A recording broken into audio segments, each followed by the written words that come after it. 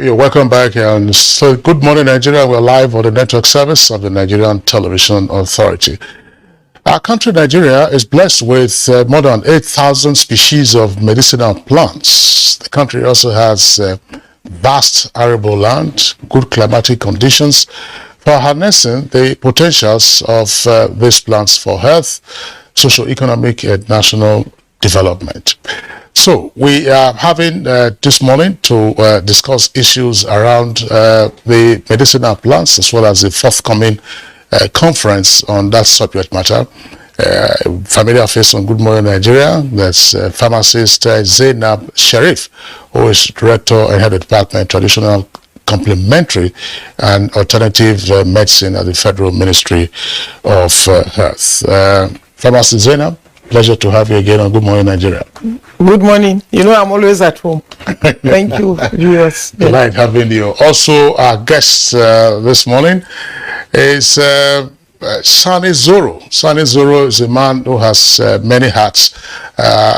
Former president of the Nigeria Union of Journalists, so former member of the House of Representatives, and currently senior special assistant to the President on Public Affairs and Strategy in the office of the First Lady. Sani Zoro, one of our own, pleasure to have you on the program.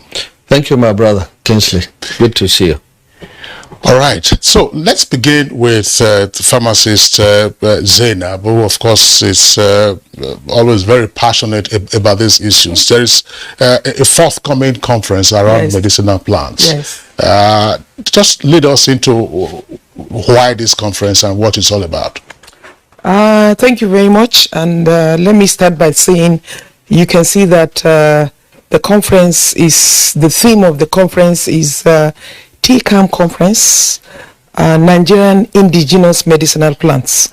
But for the purpose of clarifications, what is TCAM? Because I think people are now, we are trying now to make an advocacy for TCAM. TCAM means traditional, complementary, and alternative medicine. And again, further defined for ease of understanding and briefing on this conference, traditional medicine is the medicine of our people, our culture, the way we heal our people, the way we diagnose our people, the way we use plants to diagnose our people, and practices, either preventing, treatment, even both physically, mentally, spiritually, managing ailments and well-being of people. So that means every culture all over the world has its own traditional medicine of healing, and Nigeria is no exception. So having said that, we can just say briefly, how do our people have different practices?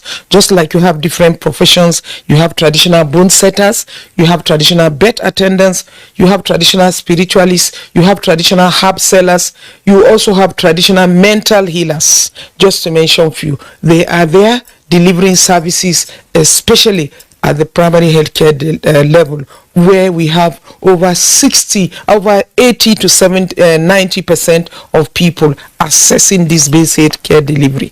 But when it comes to complementary, because I don't want people to be saying our traditional medicine is alternative or complementary. Complementary medicine, it's any intervention that is not orthodox, nor traditional medicine. And that means, for example, the traditional medicine of Nigeria becomes complementary in Ghana. Chinese are popular for, known as in acupuncture. The acupuncture in China is traditional medicine, but in another country, including Nigeria, is complementary. Complementary in the sense that the world has gone advanced, where you now have, you can complement, in the sense that even if you have given orthodox treatment, in some surgeries, after the orthodox surgery, they now go for acupuncture. So in that case, complementary. Some cases, people go purely for alternative. If you go to a lot of advanced research that has been done, when we want to talk about some other alternative health interventions that are complementary, hydrotherapy is complementary. I mean alternative medicine, use of water in the management of diseases, aromatherapy, use of essential oils. Do you know, there's even now epitherapy, use of honey, just to mention few. So always know that your traditional cannot be alternative to you, but because of the orthodox, we now say it's alternative. There is no way your existence as mankind, as a Nigerian, as a cultural belief, we must have had our healing systems, which we practice before the incoming of orthodox medicine. There are synergy. I say traditional science to modern science. And from the traditional science, we now have orthodox medicine. Okay, thank you so much. The conference is yet to come up anyway, since you're delving into that so much. Yeah. But nonetheless, let's hear from Sani Zoro, at least. She has already given a good background to that. And who are we expecting at this conference? And what do we really want to achieve? I'm asking this against the background of the fact that we have, as she said, our traditional way of treating ourselves through so many herbs, so many methods, and so many ways. Who are we calling? Who are we inviting? Why are we inviting them? Okay, thank you very much for this important question. Let me thank Pharmacist Zainab for the clarification she has offered, because there is a need also to agree that the traditional medicine in Nigeria, in Africa, and in so many other societies are actually the dominant the dominant medicine. So it cannot be complementary when over 80 to 90% of the population access and rely completely on this sort of medicine. So we thank her for that clarification. That's one. To come to your question, it is believed that the rural population, which is also the majority, is the population that relies almost entirely on traditional and complementary medicine. But truth is that even in urban areas, including Abuja, for instance, when you go to the malls, when you go to the shopping areas, you also see some of these medicines on the shelves, well packaged, registered by NAFDAC and other authorities, which means that slowly, gradually, over time, the urban elite has also come to embrace this traditional medicine alternative, or as an alternative to orthodox medicine. So the Office of the First Lady is collaborating with the Federal Ministry of Health, specifically the TCAM department, which Pharmacist Zainab is heading, in order to reach out to policy makers as well as policy consumers. You will agree with me that the stakeholders in this sector are many. Now, she has given examples of how culturally, peoples of different nationalities in Nigeria and elsewhere rely on their own sort of medicine. I know of one that I can share with viewers. That is the Fulani culture. Now, the Fulani, especially the bush Fulanis, they are experts actually in the science of fauna and flora because they live in the bush. Now, they treat themselves and their animals on these plants and trees and so on. That's what they have been relying for ages, since their ancestors. That's what they rely upon. Now, it is because we lack research and development into such plants that we have not been able probably to prove the efficacy of such plants. That is one. Secondly, there is a linkage of these plants to forest security. Trees have been felled. The deforestation level in Nigeria is so deep, and it is highly regrettable if an expert from that sector were to tell you the number of trees and plants that would have been used probably to package this sort of medicines for export and for our own local consumption and for research and development. So, in other words, we are appealing the Office of the First Lady, specifically the First Lady herself, who has been, recognized as using her good offices to support good causes, is in partnership with the Federal Ministry of Health and particularly the TCAM department to bring all these issues to the fore and influence as much as possible the private sector to collaborate also with other stakeholders so that the efforts at bringing out the treasure that is hidden, in these plants, will one day, come up. I give you an example of the National Assembly, for instance.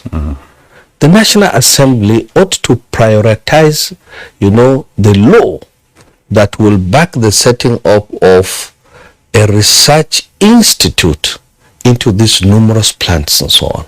I remember when I was in the House of Representatives, we had the only orthodox medical doctor from Akwa Ibom State, if I remember. And in his contribution to one of the debates on this subject matter, he was talking about his grandmother who was a born healer. She was a born setter. And numerous people, members of the National Assembly actually had such accounts of how in our individual villages, we used to rely on this, how we used to rely on dogonyaro, to treat malaria and so on and so forth. Now that we have been privileged, to represent people either in parliament or we are in the executive arm of government and therefore dealing with policy, we should be fair to Nigeria. The health sector is one sector we should prioritize, and I can tell you that these traditional complementary and alternative medicines will come out cheaper, easier to access, and that is why the Office of the First Lady is collaborating in this particular conference and exhibition that will take place on Saturday and Sunday, and then subsequently it intends also to widen it by inviting countries like Turkey, India, China in order, to compare notes and do a joint program. All right. Thank you very much, Honorable Sani Zoro. Let's bring in again Pharmacist Zainab.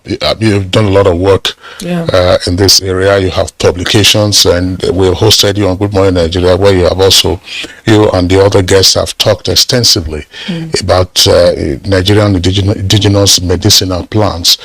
What is the focus, therefore, of this conference? Thank you. Who is attending, and where is it taking place? Okay. Let me give you an update.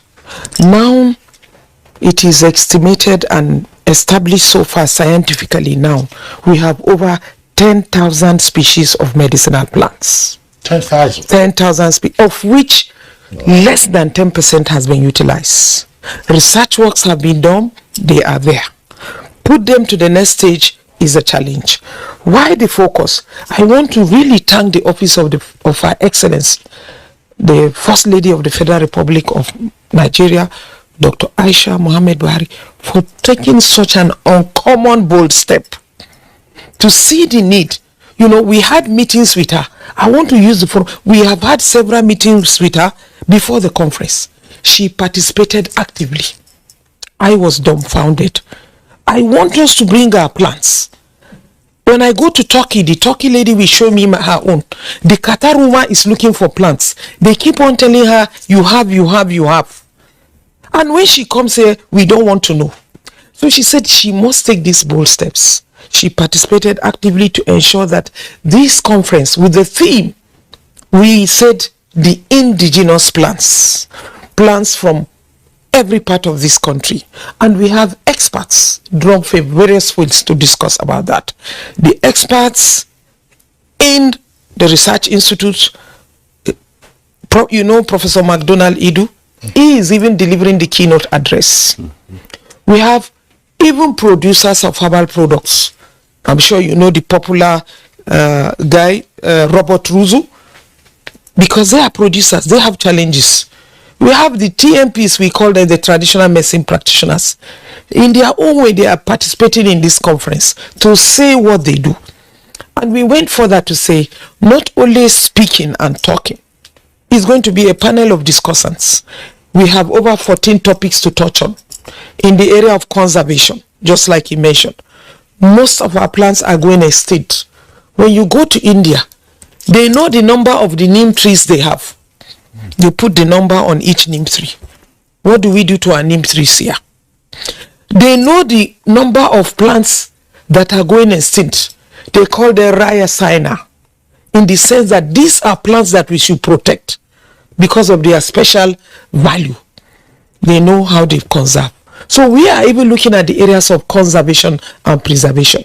The national park is supposed to be one of the reservoir of conserving most of our medicinal plants. We have even the National Council of Culture and Arts. They have botanical gardens. I know they have in Bayelsa, they have in Geza, Kano State. So the conference will bring in those to the forefront, even especially why we needed to do this. You know the story of COVID-19, where we are all put and crippled. We begin to say, come in. The great healer said, Paracelsus, 16th century, your pastures and your meadows shall be your pharmacy. What is around you, what is in front of you, is your pharmacy. The Fulanis are used as researchers. One of the discovery of a plant used in the treatment of eye. The traditional medicine hunter went to the farm and saw the snake rubbing his eyelids on that plant. That plant is now used as an ingredient in the management of eye. Don't ask me, Priscilla. I am going to say it. I know. Kingsley, you'll ask me about this plant. That plant is one of the ingredients. So I can get rid of my glasses. That is used. Yes. Even a great writer said, when you know the value of eye bright, the spectacle man will not sell. And this is a popular plant. So what are we saying? We have so many medicinal plants. What she's interested in is that, what do we need to do? We have even institutes coming there. But our advocate for traditional institute is different from the one we have pharmaceutical. Because we have seen that in the China, we have seen that in the India. That's why the India are clever to say, if you want to talk too long, they will say, this is our Ayurveda, our traditional medicine. The Chinese will say, this is our TCM, our Chinese traditional medicine. Take it the way it is, or you leave it. But for the international purposes, we now so follow the procedures, but not rejecting our own. What we want in Nigeria now, nationally, is that let us take it the way it is for us, with some protocols and the listing of quality of safety by NAFDAC. While we now go into the other processes, if you don't go local, then you go national. Maybe you go West Africa, you go Africa, then you can go internationally. So this conference is also supported by exhibitions. You are going to see various plants products that are listed with NAFDAC. Once a product is listed with NAFDAC, we mean that that product is safe. So we have about 20-30 exhibitors bringing various medicinal plants. And even for my department, we are not left out. We have over 50 medicinal raw materials that we are going to exhibit, either as roots or barks or seeds or as leaves. And we also have publications. We have done a lot of work. We have our pharmacopoeia that has the common medicinal plants. We have our other researchers' books, a book written recently by Professor Iwu. I have my own publications on display. We have policy. This is to show that we have done it, but the problem is that we should do it better and we should be aggressive in ensuring that we have regulation. The First Lady is advocating that the National Assembly, as a matter of urgency, pass the TCAM Council Bill. We have been on it for over 15 years. Why don't we pass this council bill? Because when we pass this council bill, we will regulate these practitioners. We will support and protect their intellectual property rights. They are afraid, but they need legal backing. If we have such a council, it will help us. Lawmakers coming to this conference? Yes, we have invited at least some of them are supposed to be there. And you know they use this traditional medicine. They use all of them. So we wonder why we cannot have regulation. On the final note, pharmacists, the problem mostly with this traditional medicine and some of our product is packaging. packaging is one great area where, people need to really put more attention there, and I think the conference should address that. And how is it going to be addressed? Because once it's well packaged, the finishing is just the thing. It gives you the feel and the appetite to go forward. That is why we are saying we have passed that, my dear. Why is NAFDAC listing? NAFDAC cannot list your product if it doesn't have correct packaging, labeling instructions, correct ingredients. I would advocate that you visit the stands tomorrow to see all different kinds of products, and we are improving in packaging. I know we could do better, but what we are looking for is support for these PMPs that cannot afford finance. We have the products, we have what it takes, but we need this support. We need the technical support which the Ministry of Health is giving them, and financial support. So we want to commend the First Lady for taking this unusual bold step. And I think women too are going to be promoted. We want women who are going. There is a speaker on the role of women in cultivating medicinal plants. We need to advocate for gardens for women. Kingsley, you should have freshly prepared juice behind your house. And you all right, pharmacist Zainab Sharif, Director and Head of Department, Traditional, Complementary and Alternative Medicine at the Federal Ministry of Health. Always a delight having you on Good Morning Nigeria. Honorable Sani Zoro, Senior Special Assistant to the President on Public Affairs and Strategy in the Office of the First Lady. I want to appreciate you for being our guests on the program today, and to wish you the very best in this conference. But two things. Once the outcomes are there from the conference, we also have to worry about implementation of those outcomes. So on that note, we thank our viewers for tuning in to Good Morning Nigeria today. Program is back on Monday, same time, 7 o'clock in the morning. Take care of yourselves. Have a lovely weekend. I'm Kingsley Osadolo.